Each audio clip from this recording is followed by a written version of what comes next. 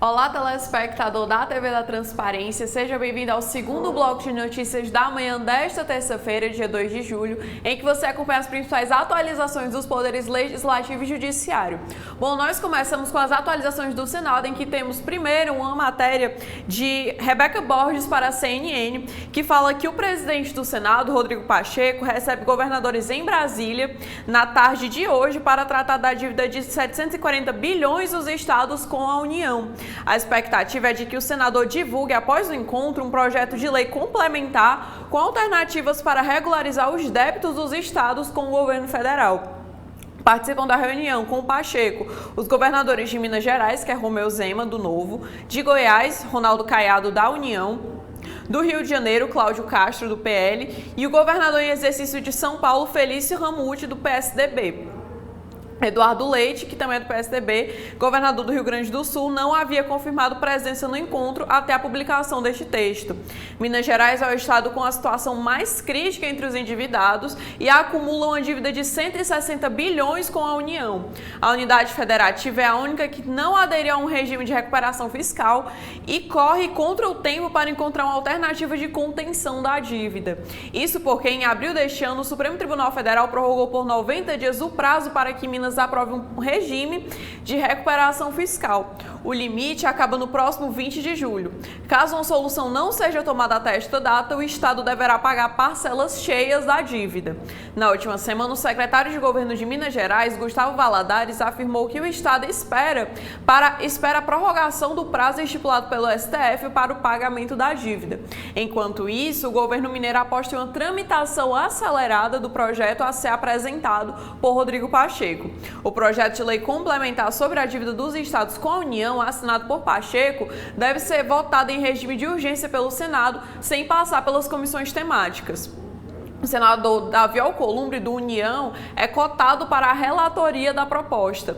A expectativa é de que o texto seja aprovado pelo Senado antes do recesso parlamentar, que começa em 18 de julho. Após a reunião com líderes do Executivo e secretários do Ministério da Fazenda na última terça, dia 25, Pacheco afirmou que o governo demonstrou satisfação com as soluções apresentadas por ele para o pagamento da dívida.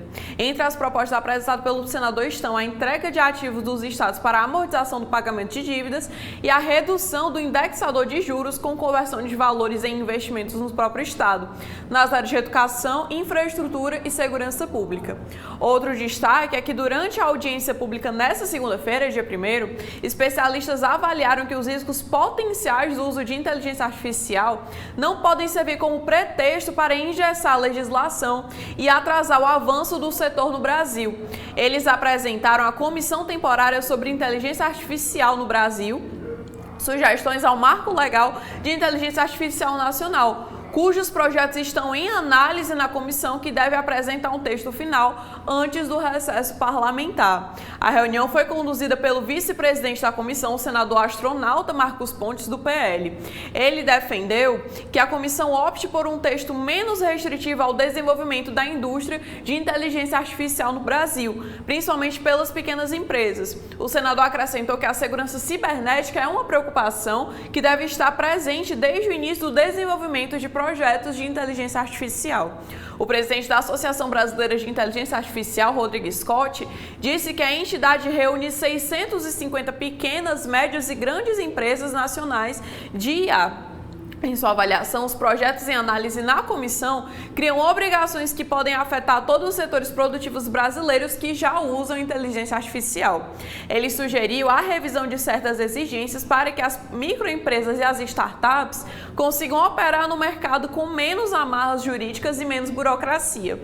Matheus Costa Ribeiro, da empresa startup Talismã Inteligência Artificial, disse que o texto debatido pela comissão é muito abstrato e ambíguo e pode prejudicar as startups brasileiras.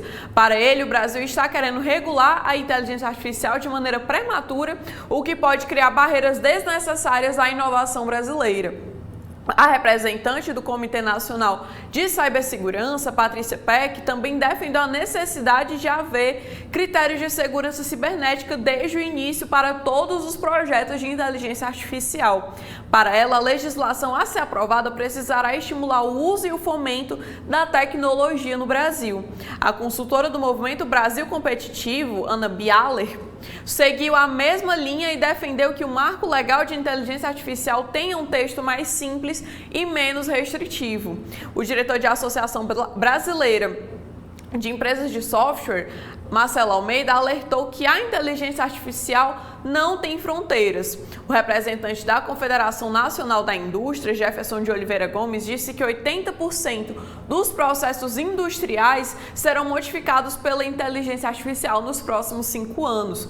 O diretor executivo da organização Conselho Digital, Felipe França, avaliou que a inteligência já está presente em praticamente todos os momentos da nossa vida. A CTIA, tem como presidente o senador Carlos Viana do Podemos e como relator o senador Eduardo Gomes. São esses os destaques do Senado. E Lorena, o que nós temos na Câmara dos Deputados? Olá, Annalise, olá, telespectador do nosso segundo bloco de notícias. Bom, sobre a Câmara, hoje nós temos que foram empossados ontem, segunda-feira, 2 novos membros do Conselho de Comunicação Social. Rafael Soriano, representante da imprensa escrita, e Samir Nobre, representante das empresas de televisão. Os demais conselheiros já haviam assumido os cargos anteriormente. O mandato é de 2 anos, permitindo uma recondução. O colegiado também aprovou o relatório sobre projetos de lei que tratam da remuneração dos profissionais da comunicação. O CCS sugere que o Congresso avance uma medida regulatória que assegure o pagamento pela utilização do conteúdo jornalístico por parte das plataformas digitais. O documento foi lido pela conselheira Maria José Braga. Composto por 13 conselheiros titulares e 13 suplentes, o CCS é um colegiado do Congresso Nacional que realiza estudos, pareceres, recomendações e outras solicitações a respeito do tema da comunicação social no Brasil.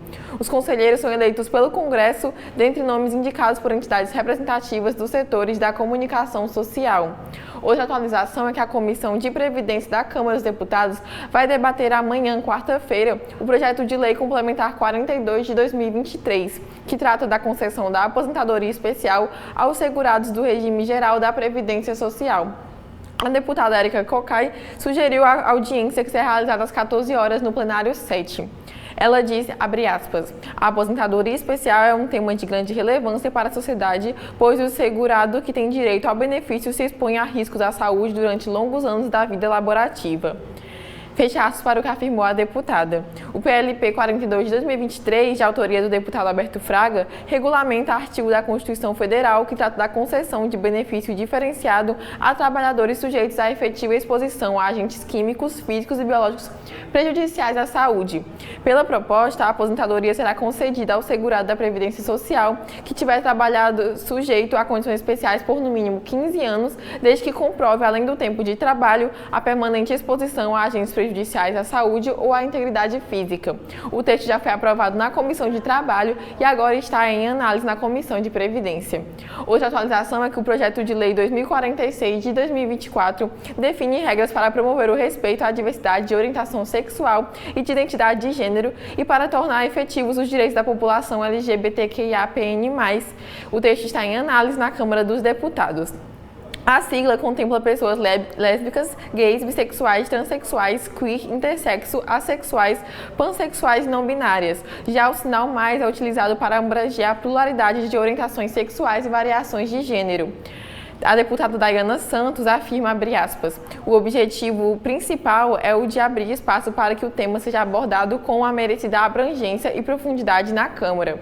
Organizações e movimentos civis devem se manifestar sobre cada ponto, seja inovador ou de reafirmação de direitos consagrados, e sobre a terminologia adotada. O que não se pode é descartar uma discussão crucial para a vida de milhões de pessoas e para a emancipação de todas, fecha aspas para o que afirmou a deputada.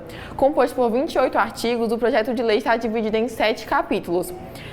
disposições iniciais que proíbem qualquer tipo de discriminação quanto à orientação sexual e à identidade de gênero, reconhecimento da identidade, que assegura direito ao nome em conformidade à identidade do gênero autopercebida, direito à intimidade, à privacidade e à família, que assegura o direito de casar-se ou constituir união estável, o exercício dos direitos sexuais e reprodutivos e o direito à guarda, tutela e adoção, relações de trabalho e de consumo, visando o acesso igualitário ao mercado de trabalho, sem distinções salariais e ao consumo de bens e serviços independentemente da orientação sexual ou da identidade de gênero. Comunicação social, que exige nos diferentes veículos o uso de linguagem inclusiva e termos apropriados nas referências da comunidade. Saúde, que define diretrizes e objetivos da Política Nacional de Saúde Integral da População LGBTQIAPN+, no Sistema Único de Saúde. E, por fim, disposições finais com alterações no Código Civil, na Lei dos Cartórios e na Lei de Registros Públicos. O projeto tramita em caráter conclusivo e será analisado pelas comissões de Previdência, Assistência Social, Infância, Adolescência e Família, Direitos Humanos, Minorias e Igualdade Racial e de Constituição e Justiça e Cidadania. Para virar lei, uma proposta também precisa ser aprovada pelo Senado. Isso é o que nós temos sobre a Câmara hoje, Analice. O que a gente tem agora sobre o STF? Bom, Lorena, nos destaques do Supremo, nós temos que o STF decidiu que o Ministério da Saúde deve garantir atendimento médico a pessoas transexuais e travestis, inclusive em especialidades relativas ao seu sexo biológico. O entendimento foi firmado no julgamento da arguição de descumprimento de preceito fundamental 787, sob relatoria do ministro Gilmar Mendes. Na ação, o Partido dos Trabalhadores apontava entraves no Sistema Único de Saúde que dificultavam o acesso da população trans a consultas médicas especializadas, principalmente nos casos em que a pessoa ainda não fez o procedimento de transgenitalização, cirurgia para troca de gênero. Um homem trans que ainda possuía os órgãos sexuais femininos não conseguia uma consulta em uma ginecologista, por exemplo. Em junho de 2021, o ministro Gilmar Mendes havia concedido liminar para determinar que o SUS realizasse a adaptação e atualização dos procedimentos médicos. Agora, no julgamento do mérito, realizado em sessão virtual encerrada em 28 de junho, o ministro reiterou que o Ministério da Saúde deve atualizar os sistemas do SUS para garantir o pleno acesso a atendimentos médicos pela população trans, informando as mudanças aos estados e municípios. Trata-se, segundo ele, de questão de saúde pública. Para o ministro, deve ser permitido o acesso de políticas públicas sem imposição de barreiras burocráticas, que além de comprometer sua própria efetividade, são aptas a causar constrangimento, discriminação e sofrimento à pessoa trans, que é isso que o ministro Gilmar Mendes declara. Mendes ressaltou que, a partir dos dados apresentados da legislação e da jurisprudência do Supremo sobre a matéria, é imperativo assegurar o direito ao atendimento médico no SUS de acordo com o aparato biológico e com as necessidades fisiológicas da pessoa.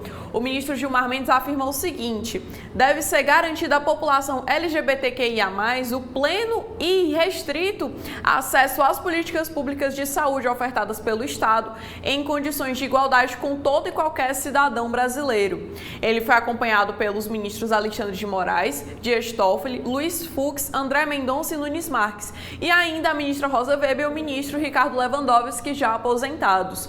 Os ministros Edson Fachin e Luiz Roberto Barroso e a ministra Carmen Lúcia divergiram apenas parcialmente do voto do decano. Outro destaque é que, por unanimidade, o plenário do STF validou o balanço das atividades do primeiro semestre deste ano.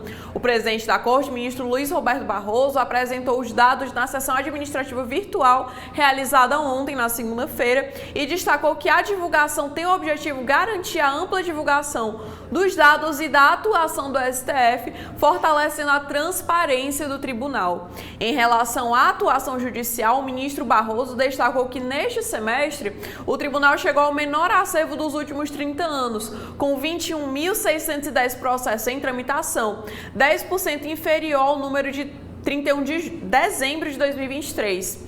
No período, o STF recebeu 38.738 processos, sendo eles 12.352 originários e 26.386 recursais.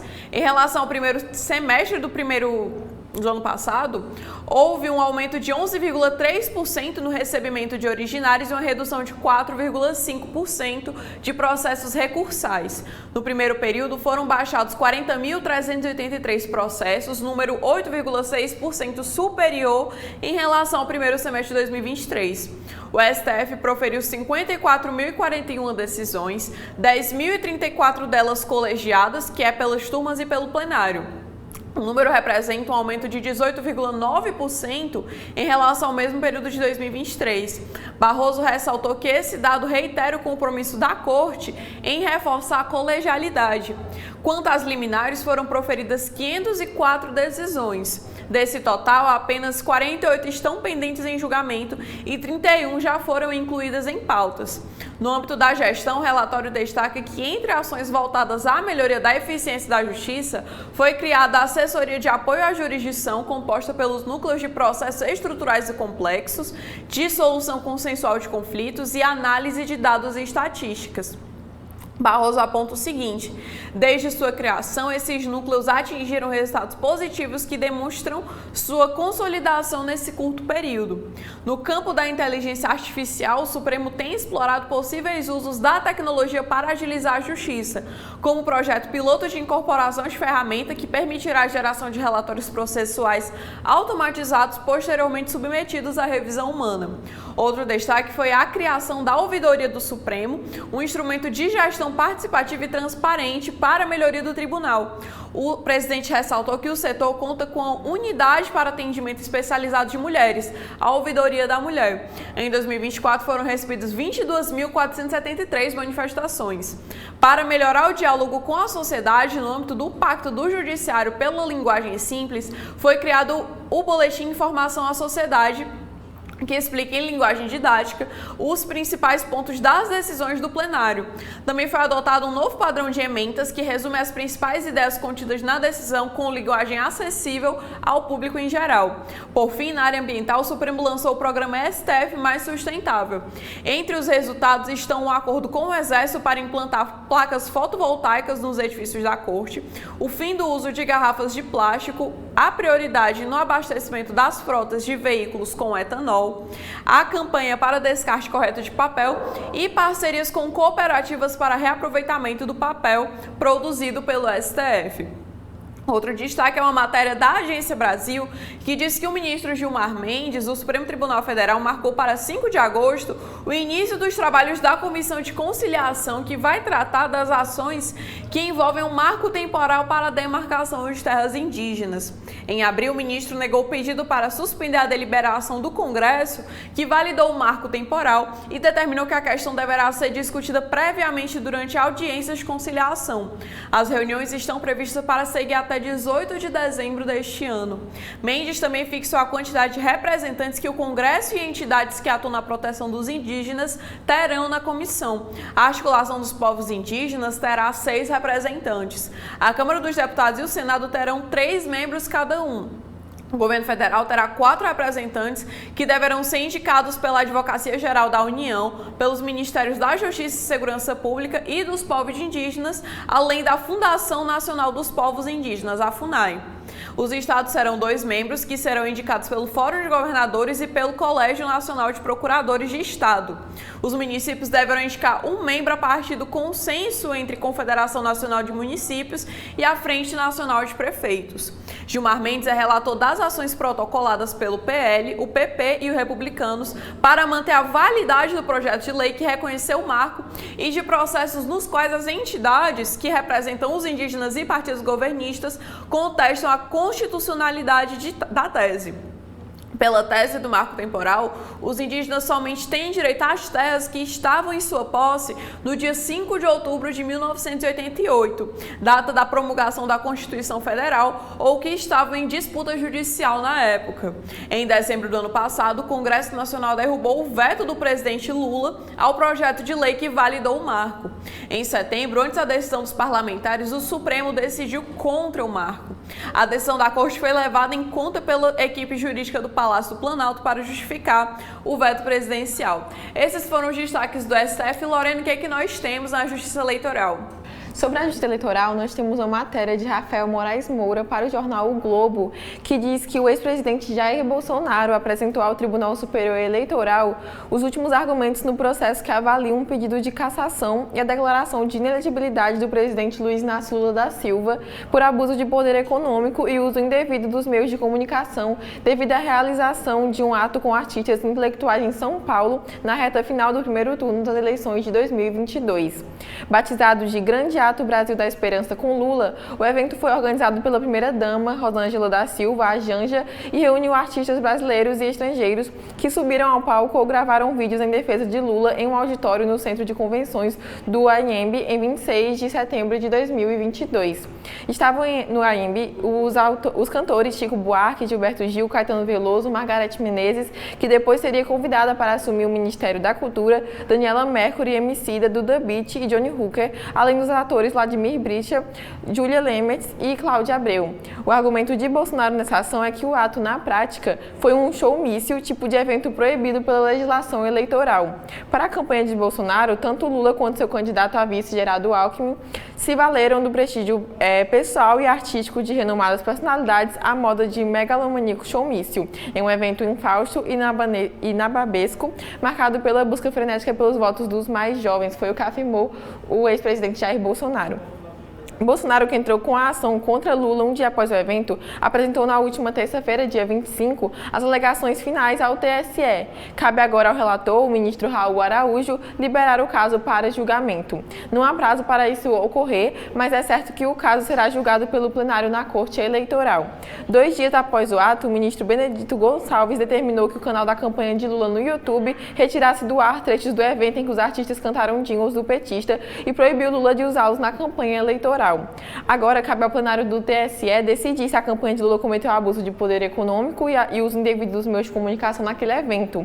E se o eventual ilícito seria grave o suficiente para justificar a cassação do mandato e levar à sua inelegibilidade. Mas o Ministério Público Eleitoral já se manifestou pelo arquivamento da ação, uma das 5 movidas por Bolsonaro contra Lula durante a última campanha presidencial. Isso é o que nós temos sobre a justiça eleitoral. Volto com você, Analice. Estamos encerrando a nossa participação aqui no segundo bloco de notícias da TV da Transparência. Nós agradecemos a sua participação e sua audiência e esperamos que continue conosco para mais informações.